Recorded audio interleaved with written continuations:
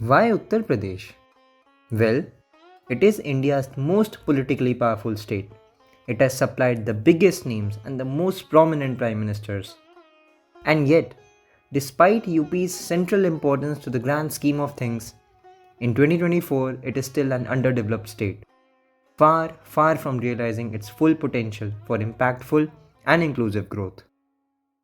आज़ादी के बाद के दौर से ही यूपी की सियासत में जात पात और मजहबी असरात रहे हैं और ये सियासी फैसलों और रिवायत पर गहरा असर डालते आए हैं।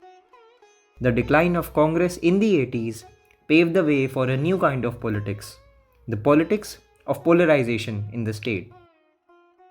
इसने उत्तर प्रदेश प्रांत के सियासी महज को बिल्कुल ही बदल कर रख दिया। Dalits, Muslims, and Yadavs were finding a new political identity in the state to the BSP, Bahujan Samaj Party of Kanshi Ram, and the SP, the Samajwadi Party of Mulayam Singh Yadav. The BJP, essentially an upper caste Brahman Baniya party, decided to thrust in its brand of Hindutva. The Ram Mandir movement gave further momentum to its Hindutva agenda. इसका नतीजा ये हुआ कि सूबे में धीरे धीरे identity politics का असर बढ़ने लगा, जिससे एक तरफ मंडल का मंडल देखने को मिला और दूसरी ओर हुआ बाबा साहेब अम्बेडकर का पुनर्जन्म। सत्ता की इस नोच घसोट में सबसे ज़्यादा नुकसान यूपी का ही हुआ, जो कि जात और फिरका वाराना बुनियादों पर बेदर्दी से बटा हुआ रह गया। UP story is intertwined with the story of Jana Sangh. And so I think it is necessary to tell this tale. The Jansangh was an outcome of the RSS efforts to transform itself from a mass organization into an organization with a democratic outlook. The RSS moved beyond its Dwij social base and recruited OBCs and Dalit youth. Jana Sangh बनने के बाद बनियों का एक तबका कांग्रेस से दूर होकर इसमें शामिल हो गया। अब जनसंघ एक ब्राह्मण बनिया पार्टी के तौर पर उभरने लगा। मुख्तसर में कहें तो 50 के दशक में जनसंघ का समर्थन और क़यादत ऊंची जातियों से, खासकर अवध के एलीट वर्ग से आता था, लेकिन 70 के दशक तक ये शहरों में हिंदू बनिया तबके और देहात में बड़े ज़मींदारों की तरफ मुड़ चुका था। Other players were soon to arrive on the scene, claiming to represent the interests of the lower or backward castes. The most decisive development in this respect was the emergence of Chaudhary Charan Singh. He promoted the interests of the rich peasantry, particularly the Jats and Yadavs of western Uttar Pradesh. Even the party was projected as aiming to protect the interests of the entire peasant community. The lack of land reforms in UP could be explained by this rise of Kisan politics, which was sadly not designed for the emancipation of the peasantry, but rather for the promotion of the interests of those who owned land. इस बीच पश्चिमी UP के जाटों ने हरित क्रांति यानी कि green revolution के तहत काफ़ी दौलत हासिल की। उत्तर प्रदेश में सोशलिस्ट दलों ने भी चुनावी फायदे के लिए जातीय पहचान को मजबूती से उभारने में अहम भूमिका निभाई है। भारतीय समाजवाद के उभरते सितारे डॉक्टर राम मनोहर लोहिया शायद मुल्क में पहले शख्स थे जिन्होंने वाकई जाति को एक विचारधारा के तौर पर संगठित करने के लिए अपनाया। That is the weaponisation of caste as a means to further a particular ideology, in this case socialism यानी कि समाजवाद।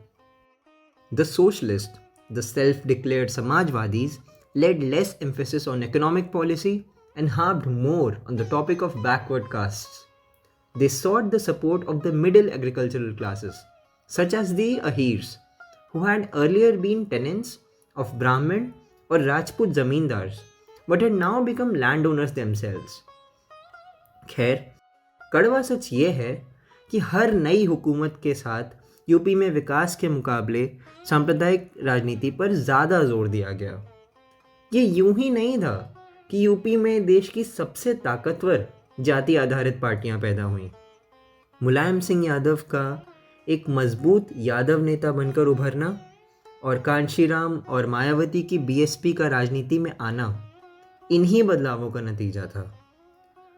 Though claims were made by subsequent governments of having brought about development in the state, the subtext has continued to be casteism and communalism. As the fake rant about development continued, UP continued to lag behind the rest of the country. Volumes could be said about the role of caste and religion in the politics of UP. But I feel like I have said what was needed to provide the necessary background to understand the realities of Uttar Pradesh today. After all, we are talking about a state that did not see a full term CM till Mayawati in 2007. In this part of the video, let me try to paint a broad picture of the state, describing what all has changed, where it has improved, and what needs to be done. Uttar Pradesh पर कोई भी चर्चा उसकी जटिल demography से शुरू होती है, और हो भी क्यों ना, ये भारत की कुल जनसंख्या का छठा हिस्सा है, 1/6, and it has remarkable diverse regional cultures. वक्त के साथ यहाँ की आबादी ब्रिटेन, फ्रांस, जर्मनी और पाकिस्तान को पार कर चुकी है। 70 के दशक से सन 2000 तक देश भर में आबादी में इजाफे की रफ्तार धीमी हुई, लेकिन यूपी में ऐसा नहीं हुआ। खैर, गौरतलब है कि अब सूबे की भाजपा सरकार की तरफ से एक जनसंख्या नियंत्रण कानून का प्रस्ताव रखा जा रहा है और इस पर गर्मा गर्म बहस छिड़ी हुई है, जैसे कि आप एक्सपेक्ट कर ही सकते हैं। In order to make the most of its demographic shift, the future governments of UP should identify and address the key areas of concern. Obviously, the benefits of demographic shifts do not come naturally. You need to have proper policies for it in place. The pandemic demonstrated that the state has to pump a lot of capital into its basic medical infrastructure. There are only 18,000 sanctioned posts for doctors in government hospitals in UP. यानी कि हर 10,000 लोगों पर एक से भी कम doctor. एक ऐसे सूबे में जहां ज़्यादातर देहात में रहने वाले लोग महंगे निजी अस्पतालों का खर्चा नहीं उठा सकते, यह आंकड़ा वाकई फिक्र का सबब है। सालों से ये बात आम है कि यूपी के दूर दराज के गाँव में जो कम्युनिटी हेल्थ केयर सेंटर बने हुए हैं, उनमें इमारतें तो हैं, लेकिन उनको चलाने के लिए ज़रूरी अमला नहीं है। UP also needs to be socially and economically inclusive. Currently, its average per capita income is around half of India's. The key reason for this is, of course, the politics of the 90s characterized by casteism. Post-economic reforms, India grew at an average rate of 6.8% per annum between 1990 and 2004. While UP continued to be riddled by the issue of caste. UP managed to compensate for this loss to some extent through successive BSP, SP and BJP governments, but the gap has still not been bridged completely. खैर, हर रात की एक सुबह होती है और बदलाव के आसार तो यूपी में भी नज़र आ ही रहे हैं। ऐसा नहीं है कि यूपी ने इंडस्ट्रियलाइजेशन नहीं देखा, इस मामले में अच्छी खासी तरक्की देखने को मिली है। यूपी सरकार ने जो स्किल मैपिंग का ऐलान किया है, ये काम शायद पिछली सरकारों को ही कर लेना चाहिए था, तो आज स्थिति कुछ और होती।